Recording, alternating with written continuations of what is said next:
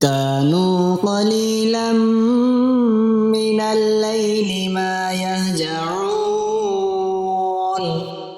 وبالأسحار هم يستغفرون. بسم اللہ الرحمن الرحیم۔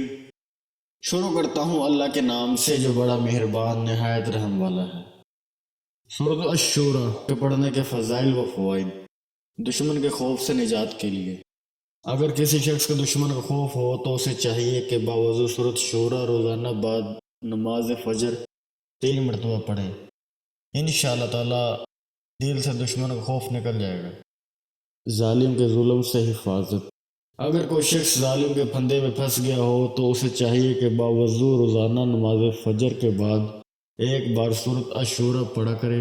انشاءاللہ تعالی دشمن پر غالب رہے گا اور ظالم کے ظلم سے محفوظ رہے گا۔ اس طرح اگر باوضو اس سورت کو لکھ کر موم جمع کر کے اپنے گلے میں ڈال لے تو انشاءاللہ تعالی ظالم کے ظلم سے محفوظ رہے گا۔ اس طرح کی مزید اسلامک ویڈیو کو دیکھنے کے لیے آپ ہمارے چینل اسلامک دو انفو کو سبسکرائب کریں تاکہ آپ کے پاس ہمارے نئے آنے والے ویڈیوز کا نوٹیفیکیشن بر وقت ملتا رہے۔